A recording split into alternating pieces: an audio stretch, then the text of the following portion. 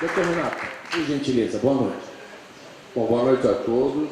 Primeiro eu gostaria de agradecer o convite, ao honroso convite de estar aqui com vocês.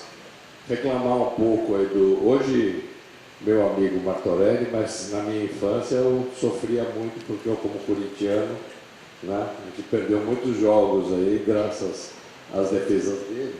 Então eu já tive muita raiva dele no passado, mas hoje a gente já está de bem, tá bom? Então, aproveitar para agradecer mais uma vez a oportunidade.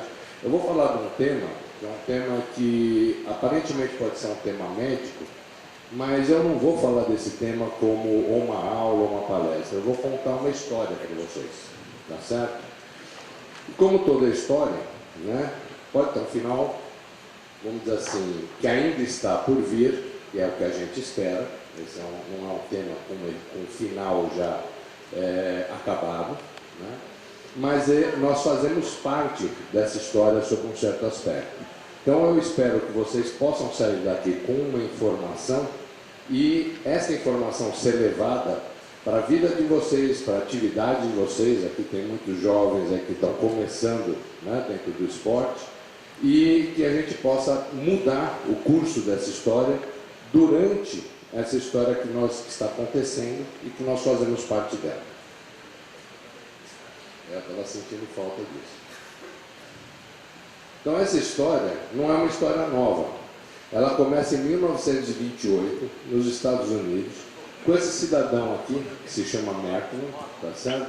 Aqui está o tema da aula, mas eu já vou acelerar isso aqui para a gente poder ganhar tempo, às vezes até para no finalzinho ter alguma discussão, né? E então, aquele indivíduo aqui, que é o Merton, ele descreve uma doença na época nova, 1928. E essa doença era chamada de Punch Drunk Syndrome, que eram aqueles lutadores de boxe que saíam meio grogues, né, da luta. Em português a gente poderia dizer assim, e ele começou a perceber que esses indivíduos, muitas vezes, né, depois iam, por exemplo, na época, o que era um asilo, que a gente hoje pensa que é asilo de idosos, essas coisas, era como se fosse um manicômio. Eles eram retirados, tá certo? Para, por exemplo, começar a ter alterações comportamentais, coisas desse tipo. E ele começou a observar que isso acontecia muito no meio pugilístico, os lutadores de boxe, né? E é interessante que muitas pessoas acham que o Merton, ele descreveu 2 pacientes inicialmente. E o Merton, ele tinha um estudo que ele publicou, isso aqui é o estudo original do Merton, de 1928, com 23 casos. E vocês vão ver aqui, ó, tem um monte de gente que tinha uma doença que parecia sinais de parkinsonismo, de Parkinson, alguns, ó, asilo 1, ou seja, estavam retirados porque eles estavam com alterações comportamentais, ou seja, o padrão dessa história que o Merton via nesses pacientes não era um padrão único. E por que ele depois tinha esses 23 pacientes para publicar? Porque o Merton, ele era um médico legista. O médico legista é aquele que faz as necrópsias, as autópsias dos pacientes, das pessoas que morreram, ou por causas violentas ou por causas desconhecidas. Ele começou a estudar esses pacientes que chegavam para ele por causa dessas lutas de boxe e ia querer saber do passado desses indivíduos. Então, 23, ele conseguiu ter o histórico, da onde viam essas pessoas que haviam morrido por algum motivo, e ele começou a entender o que estava acontecendo.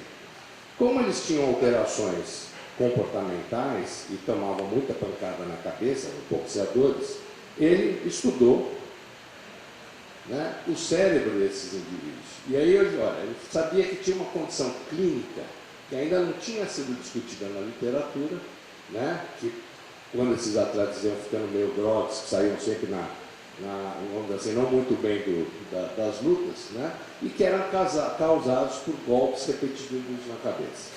Daqui a pouco vocês vão me perguntar, e o que tem isso a ver, por exemplo, com futebol, com outros esportes? Eu estou falando só de boxe, mas vocês vão ver no final, ou no meio dessa história, que é a história que nós estamos vivendo. E o Merton, também nesse artigo, isso aqui são fotos de 1928, tá? Então, de alguns cérebros que ele viu, ele era um médico legista, de pessoas que tinham morrido, e tinha um monte de lesõezinhas aqui, que eram lesõezinhas que são como se fossem pequenos sangramentos na cabeça desses indivíduos, né? Hoje em dia, a gente sabe, daqui a pouco eu falo do Bennett-O'Malley. Hoje em dia, nós sabemos que essas lesõezinhas, elas são muito mais comuns, mais presentes, em pessoas que tiveram um trauma de crânio, por exemplo, do tipo de desaceleração. Então, a pessoa está lá a 120 por hora no carro, dá uma batida no carro e ela é catapultada. Às vezes nem bateu a cabeça. Se analisar o cérebro do indivíduo, eu vejo isso aqui. Tá certo? O que acontece? Esse tipo de lesão foi descrito em pessoas que não tinham tido um acidente automobilístico, nada disso, né? Eram pessoas que tinham tido um monte de pancadas na cabeça. Nós hoje sabemos que o padrão dessa doença que foi chamada na época como uma demência pugilística não é o que nós conhecemos hoje, que a medicina evoluiu. É descrito primeiramente com o nome que a gente conhece hoje, por esse indivíduo aqui, que é o Bennett-O'Malley. O Bennett-O'Malley, quem tiver curiosidade, já existe um filme sobre a história do Bennett-O'Malley. O Bennett-O'Malley é o quê? Um médico nigeriano, formado na Nigéria, que migra para os Estados Unidos e, por uma coincidência, assim como o Markland, ele é o quê? Um médico legista. Cai no colo dele, certo? Um dos maiores jogadores da história de futebol americano, da NFL, que morreu, que se suicidou, tá certo? E o Bennett-O'Malley que vai fazer a autópsia desse indivíduo.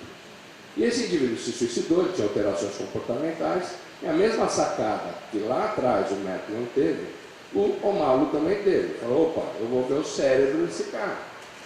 Vou ver o cérebro desse cara por quê? Porque se tem um monte de alteração comportamental, um monte de alteração, deve ter alguma coisa no cérebro desse cara. Né? Não é só a causa morte lá, que o cara se deu um tiro, ou deu uma facada, ou se suicidou, seja lá pelo quê, porque tem um monte de casos desses. Então, ele quis entender por que esse indivíduo teve uma alteração de comportamento suficientemente grande para tirar a própria vida. E o O'Malley, o Bennett-O'Malley, a vida dele, essa descoberta, tudo, eu não vou dar spoiler, tá certo? Ela é contada num filme que no Brasil, a tradução do filme é uma desgraça no sentido do título, porque ninguém foi assistir, que é Um Homem sobre Gigantes, né? Entre Gigantes. Um Homem entre Gigantes parece que aquele seriado antigo Terra de Gigantes, alguma coisa assim, ninguém se interessou em assistir. Nos Estados Unidos esse filme se chama Concussion, é concussão. É possível que esse nome, eles acharam que em termos de marketing não fosse, vamos dizer assim, atrair muita gente, mas certamente iria atrair muito mais do que Um Homem entre Gigantes. Então no Brasil esse filme praticamente passou desapercebido. Mas hoje, nesses sistemas de streaming, vocês podem assistir. Por exemplo, na Netflix existe esse filme para assistir. Eu recomendo fortemente. Lá vocês vão provavelmente achar como Um Homem entre Gigantes, tá certo? Mas se você procurar em Concussion, você também vai ver, que é a história do Bennett-O'Malley. E o Bennett-O'Malley ele caiu em desgraça, por quê? Porque quando ele pega o Mike Webster, que é o primeiro caso que caiu no colo dele e ele faz essa necrópsia, ele descobre o quê? Que esse indivíduo que jogava futebol americano, ele não era boxeador, tinha as mesmas alterações no cérebro que o que era descrito nos boxeadores. Aí ficou com a pulga atrás da orelha e fala, poxa, o que tem em comum entre o futebol americano e os boxeadores? A bola? Não. Pancada na cabeça. Futebol americano, há muito trauma por pancada direta, ou quando esses jogadores sofrem no tackle, né, que eles são interrompidos as jogadas, a própria desaceleração da cabeça também é um motivo de trauma. Muitos desses jogadores saem desacordados do jogo. Há hoje estádios nos Estados Unidos em que há ressonância nuclear magnética dentro do estádio. Tá? O Bengals, por exemplo, que é um dos times de lá, foi o primeiro a ter ressonância dentro do estádio. Então, às vezes o jogador saía desacordado, ia fazer uma ressonância, dependendo do que era na ressonância, podia voltar para o jogo ou não. Hoje, as regras, inclusive, para os cuidados da concussão são um pouco mais, vamos dizer assim, mais rigorosas, então não é assim. Tem concussão, tira do jogo, não volta. Tá certo? Mas existe esse, só para vocês terem uma ideia da importância disso. para o futebol americano, chega a ser um absurdo de ter um aparelho de ressonância nuclear magnética dentro do estádio. Tá? Mas voltando à história do Merton, ele descreve isso nesse Mike Weber. E o que acontece? Ele queria publicar o artigo, como nós médicos que estamos ligados a estudos, a descobertas novas, a gente publica em revistas científicas. Esse artigo que o Merton ele escreve, esse aqui, ó, esse artigo original, tá vendo que coisa? Eu consigo os artigos originais, então, não só de 28, como esse daqui. É muita pesquisa atrás, a gente consegue. Né? Então esse é o artigo original que o O'Malley escreveu. O que acontece? Ele não consegue publicar esse artigo em 2002, porque ele passa a ser perseguido pela NFL. Tá? Então a Liga dos Jogadores de Futebol Americano Profissional começa de todas as maneiras a impedir. Imagina, um homem negro, nigeriano, nem americano esse cara é, baixinho e gordinho, porque no filme aparece o Will Smith, né? Que é um cara fortão, bonitão, né? Um monte de moças aí acham que ele é um sex symbol, né? Mas aqui não, o Mano é um baixinho, gordinho, nigeriano, nem cidadania americana ele tinha. Quem que é esse cara para vir dizer que a NFL dá problema na cabeça do pessoal, dos jogadores? Começa a prosseguir o Mano. Né? O que acontece depois dessa história vai se desdobrando? Aparece na vida do O'Malley, não diretamente, mas indiretamente, esta pessoa aqui, que é a Anne McKee. A Anne McKee é a papisa, é a rainha da encefalopatia traumática crônica. Então, o O'Malley publicou o artigo em 2005, começa a ser perseguido. A Anne McKee começa a receber, graças a ajuda de uma pessoa muito importante nos Estados Unidos, tá? Que é o Chris Novinsky, que a Rose Gracie, vocês devem já ter ouvido falar da família Gracie, né? Está aqui, ó, na primeira fileira, vinda diretamente da Califórnia para cá, né? Faz parte desse grupo lá nos Estados Unidos, que ajuda a captar os cérebros dos jogadores americanos, ex-jogadores americanos, que eventualmente morrem, ex-atletas, e vão para o banco de cérebros de Boston, da Universidade de Boston, e a Anne McKee analisa. E a Anne McKee descreve vários casos interessantes, mas tem um caso que é fundamental na história, tá? Que eu vou mostrar para vocês, inclusive, o cérebro dele. Tá? Esse era um alto, eu não vou contar ainda o nome dele, que eu vou mostrar depois o anátomo patológico dele.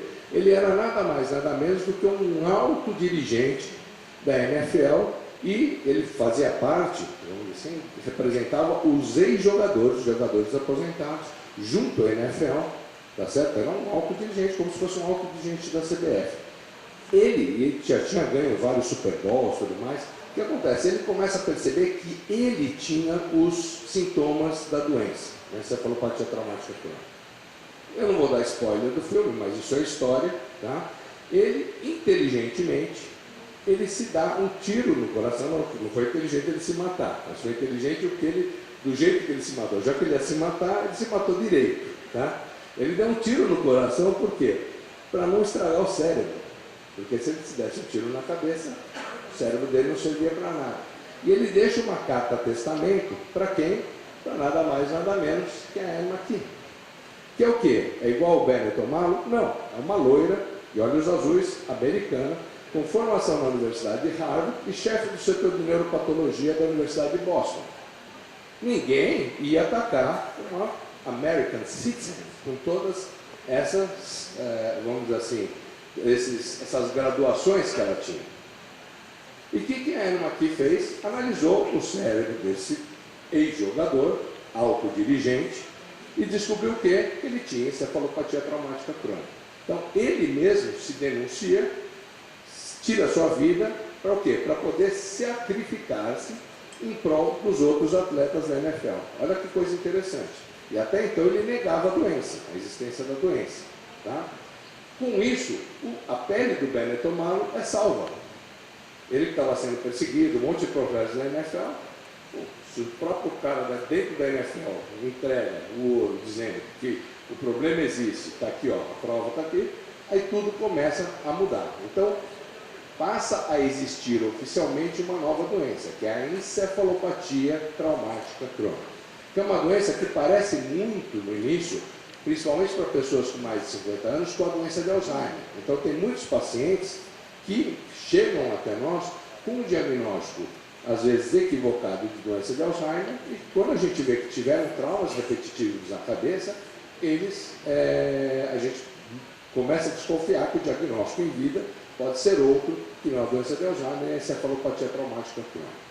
Quando eles são mais jovens, geralmente as alterações, em vez de serem tipo de doença de Alzheimer, são alterações parecidas com quadros comportamentais, às vezes quadros psiquiátricos, depressão, apatia, e muitas vezes fala, ele parou de jogar faz 2, 3 anos, entrou em depressão porque não é mais famoso. Aí o que acontece? Dá-se uma desculpa para isso, esse paciente passa a frequentar psiquiatra, e ele está começando a ter uma doença desse tipo.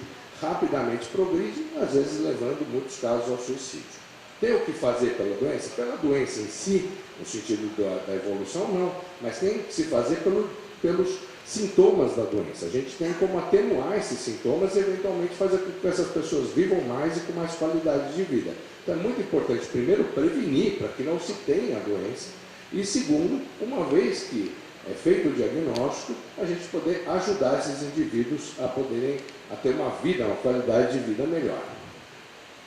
Isso aqui sou eu, de cor-de-rosa, ainda bem que está meio assim escuro, não dá para perceber direito, mas sou eu, junto com a irmã aqui. Isso aqui são os cérebrozinhos aqui que andam lá na Anabisa. Esse é lá no laboratório da irmã aqui na Universidade de Boston. Tá? Eu não vou falar muito de achado clínico, porque aqui não é uma plateia médica, tá certo?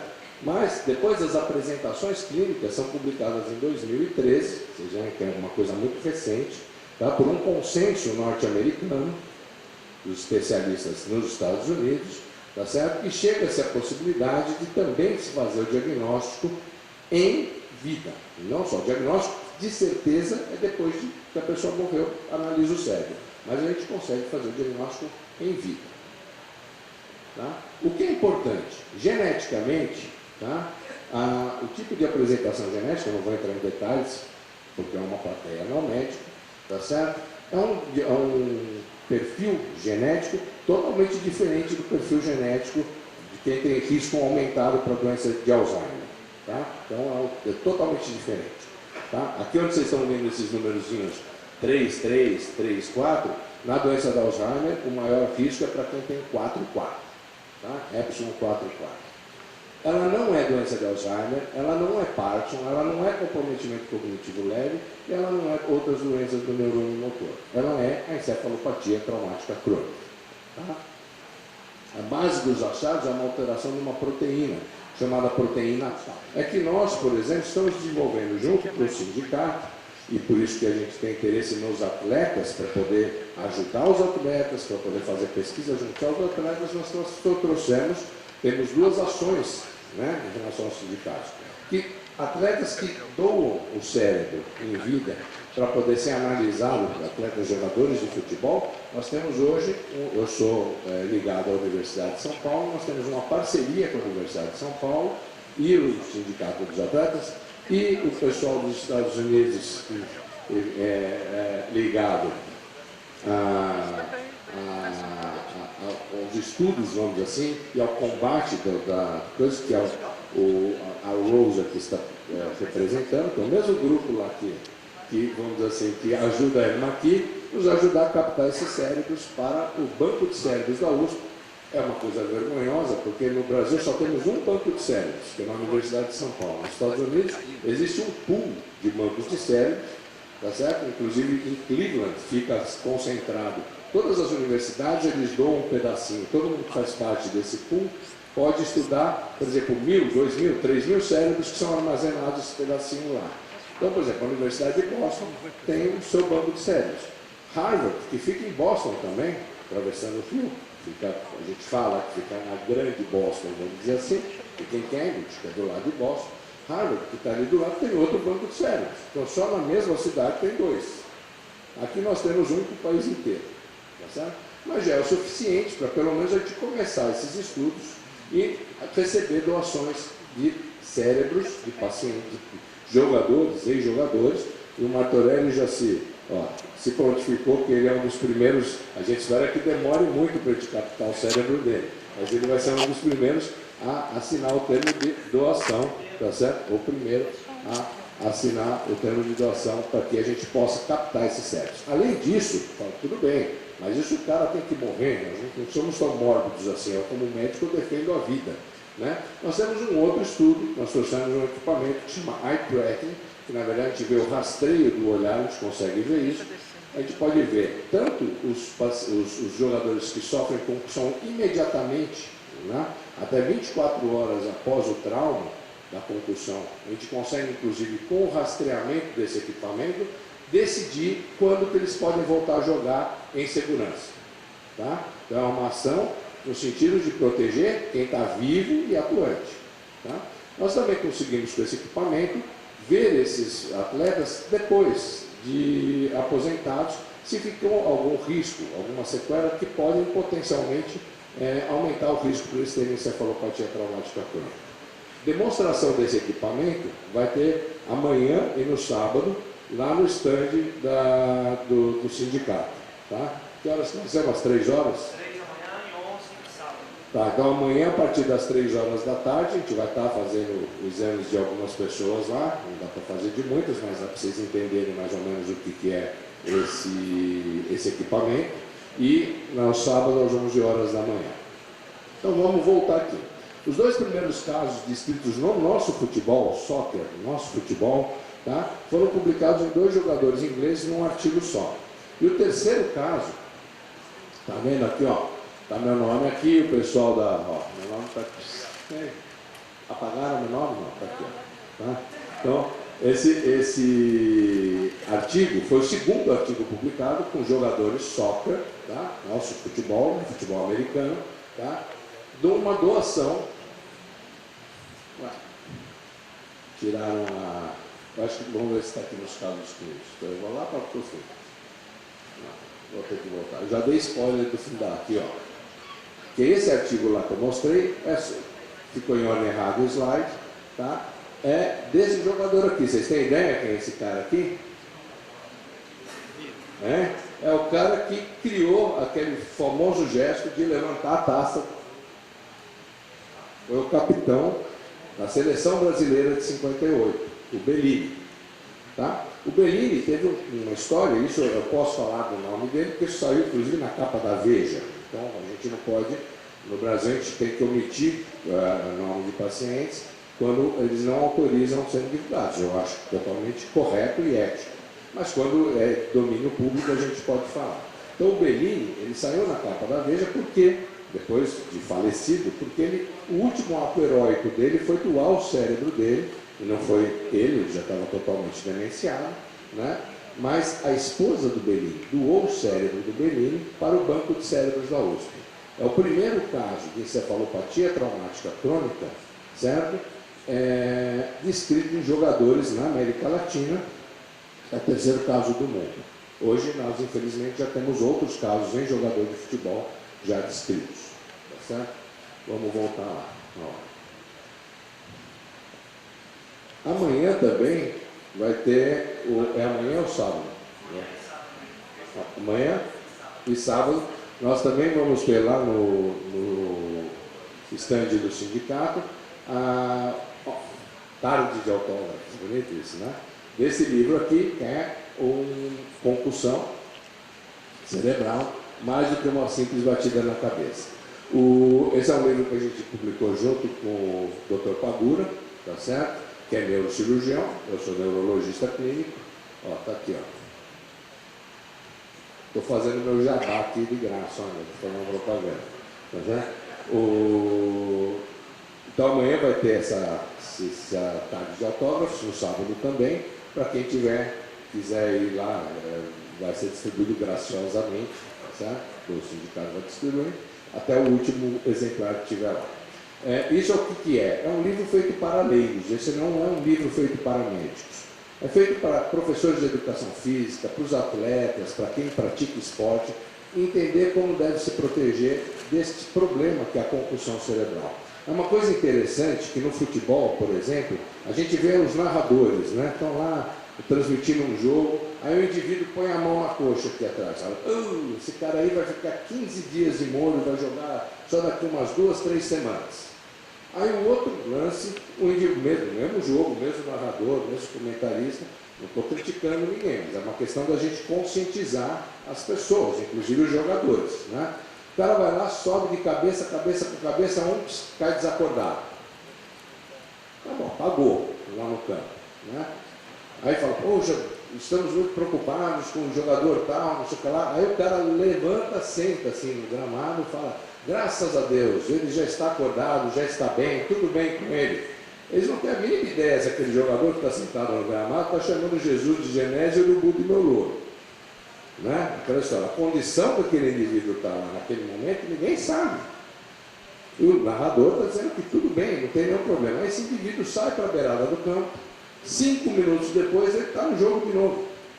Enquanto que a orientação da Academia Brasileira de Neurologia, da Academia Americana de Neurologia, da FIFA é compulsão comprovada, tira do campo, substituição. Não pode voltar. Vocês sabem do caso do Álvaro Dias, que jogava no São Paulo na seleção uruguaia. É isso? Álvaro Pereira. Eu confundo o nome porque, como não sou São Paulino, não tive guarda o nome de jogador dos adversários. Mas enfim, Álvaro Pereira, tá certo? Ele teve na Copa do Mundo, isso foi super, vamos dizer assim, ventilado, mas ele já tinha tido um jogo no São Paulo que ele também apagou, teve um trauma. Apagou na Copa do Mundo, ele teve um trauma, ficou desmaiado, desacordado. O médico do time, da seleção uruguaia, pediu a substituição. Ele briga com o médico, pede para voltar e o técnico autoriza ele a voltar, a revelia do médico. Depois do jogo, perguntado, ele não lembra, daquilo em diante, ele não lembra que teve jogo. Assim como no jogo de São Paulo, que ele também sai desacordado e volta, também a revelia do médico, tá certo? O que acontece?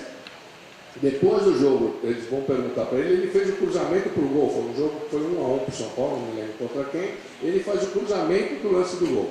Aí vão entrevistá-lo para saber jogar lá, aí ele dá entrevista falando, não, uma pena que nós perdemos o jogo, ele não lembra de nada, não lembra nem que ele cruzou a bola, não lembra que teve outro gol de São Paulo, que São Paulo empatou o jogo, nada. Ele dá entrevista como se o São Paulo tivesse perdido. Isso tem na internet. Então tem vários casos. Tem casos, por exemplo, que a gente sabe que o jogador, depois no vestiário, está totalmente confuso, não sabe onde está porque teve uma concussão. E os narradores hoje ainda, os comentaristas hoje, não todos, mas a maioria, ainda tratam de uma lesão muscular como uma coisa muito mais grave, que vai afastar o jogador e tudo mais, do que um trauma na cabeça. Tá?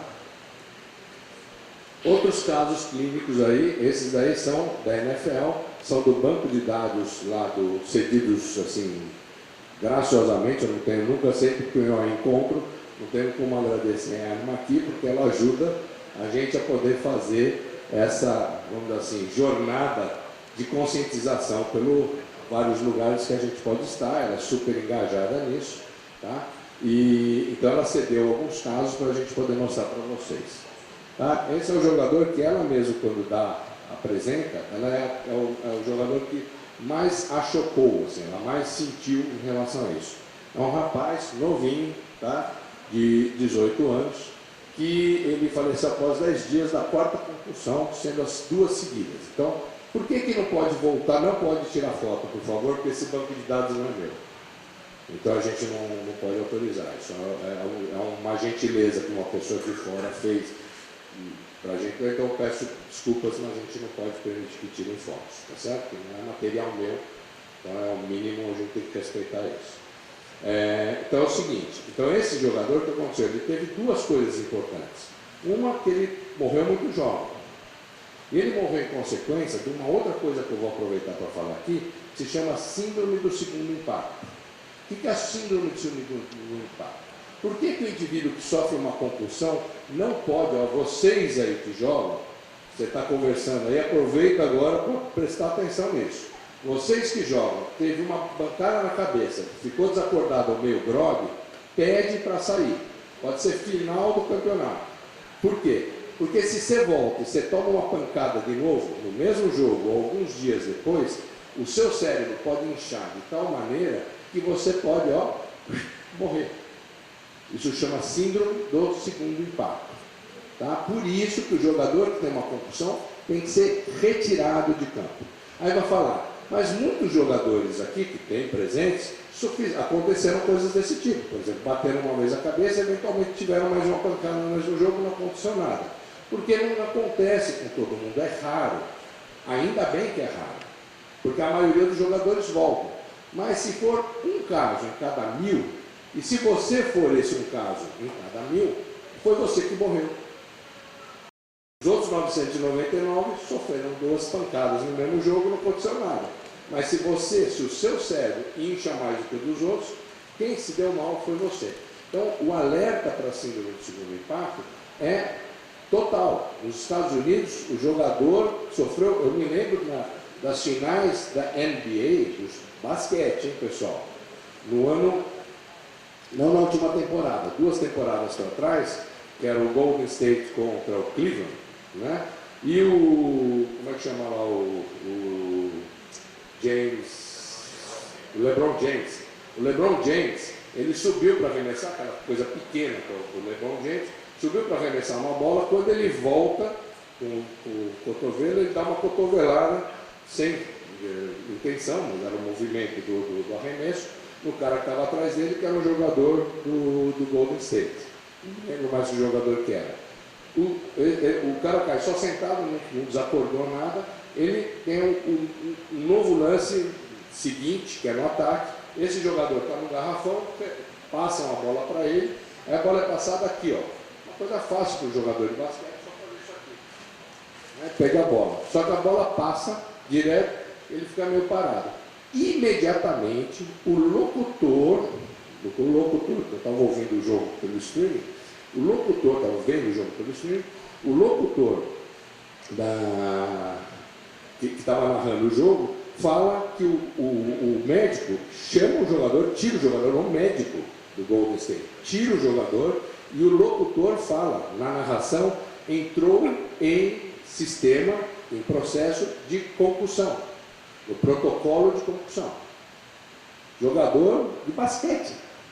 Você não está falando que é NFL, jogador de basquete. Ou seja, isso já está tão arraigado por causa da NFL nos Estados Unidos que não tem brincadeira. E esse cara, inclusive, não jogou, ele estava na sequência das finais, os playoffs finais. Já era leste contra oeste, finalíssimo. Tá? Ele não jogou o jogo seguinte, ficou afastado para se recuperar. Então, só para vocês verem a importância da conscientização de se retirar o jogador. Eu tenho que falar para vocês o que é verdadeiro, além de toda essa conscientização do sindicato, a própria CBF, através do Dr. Pagura, que é um neurocirurgião, tem brigado bastante para que essas regras sejam incorporadas. Mas o que acontece, basicamente? Muitas vezes o técnico, ou mesmo o jogador, quer voltar para o campo. Então o técnico fala, não, imagina, ele está bem, está acordadão aí, está falando que está bem, volta.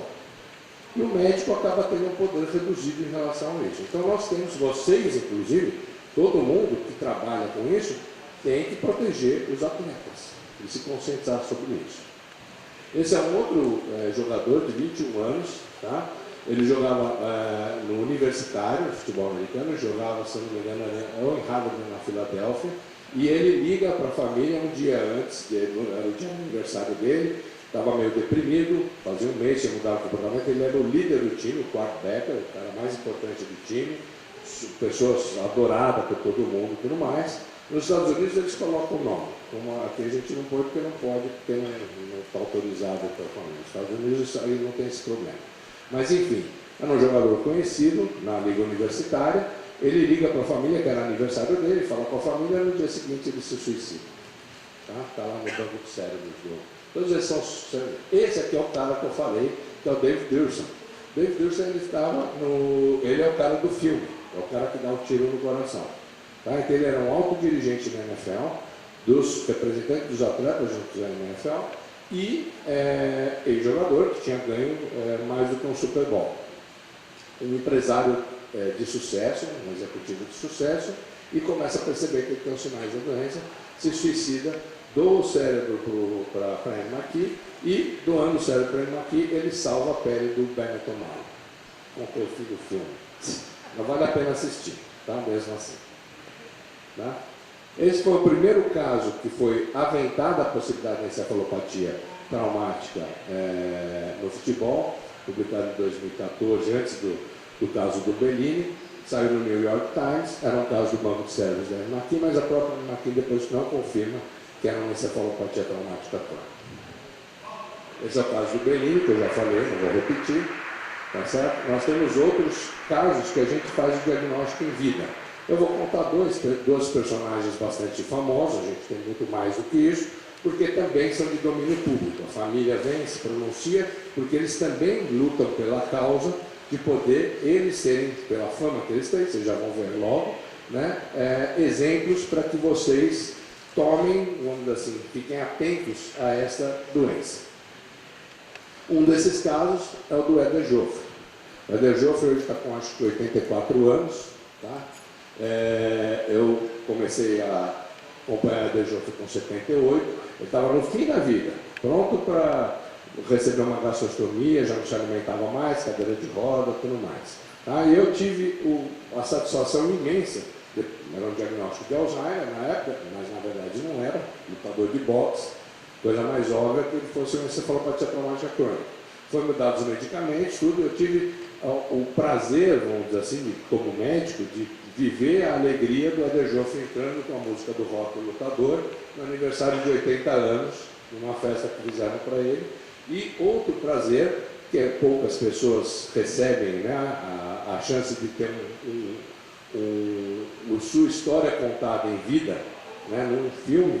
E tem um filme, vocês também podem baixar para o stream, eu estou dando mais dica de cinema do que de encefalopatia traumática crônica.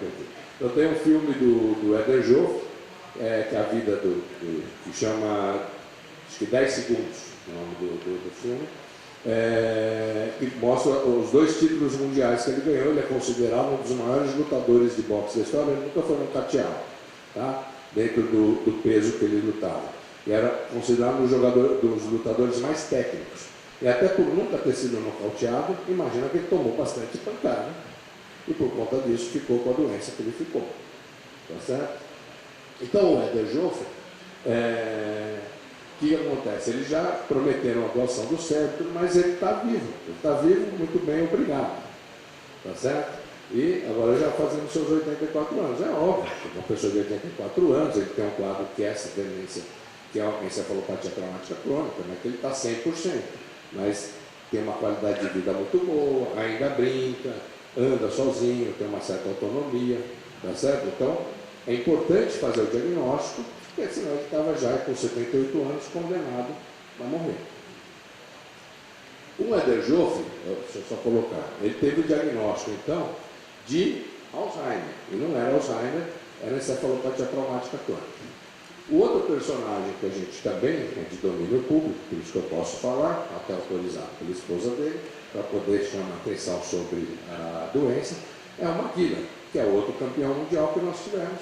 O Maguila, todo mundo sabe que existe, ele mesmo, posso falar isso porque o Maguila mesmo conta o respeito que ele tem pelo Holyfield, porque quando ele foi lutar contra o Holyfield, eu fui até a cozinha pegar uma Coca-Cola, que a Rose sempre recomenda para eu tomar, uma Coca-Cola Diet, né? Ela não gosta que eu tomo. Então eu fui pegar uma Coca-Cola, quando eu voltei o Maguila estava no chão. A luta acho que durou 10 segundos. O Maguila falou que ele foi para cima do Holyfield, deu 2 socos num negócio que parecia uma muralha, e quando ele recebeu dele, ele já não sabe o que aconteceu. Tá? Essa é a história da luta do Maguila contra o Holyfield. Então, imagina que o Maguila também, peso pesado, tomou bastante pancada. O Maguila, ele tem outro tipo de... A mesma encefalopatia traumática crônica, só que tem uma outra apresentação. Essa apresentação dos jogadores, desses que eu falei, que se suicidam. Que são as pessoas com menos de 50 anos. Geralmente eles têm muito mais alteração comportamental do que de memória. Então o Maguila começou a ter alterações comportamentais, ele foi internado num hospital por bastante tempo, vocês devem ter ouvido pela mídia, que o Maguila sempre estava no fim da linha, estava para morrer, fizeram muitas reportagens sensacionais sobre o Maguila, até que eu não sou nenhum, como é que chama, milagreiro não, por favor, só estou colocando isso porque levaram até mim, mas era uma questão de diagnóstico que não estava correto. Então a gente fez o diagnóstico correto, deu a oportunidade. Maguila até hoje está vivo, de vez em quando ele aparece apontando alguma coisa ou dando entrevistas. Então, ele está bem, obviamente tem um quadro que é encefalopatia traumática crônica, então tem as suas alterações, mas a gente, mais uma vez, se a gente consegue fazer o diagnóstico em vida e a tempo, a gente consegue dar qualidade de vida para essas pessoas. Mas mais importante do que isso é que nós possamos prevenir que as pessoas cheguem a ter a doença.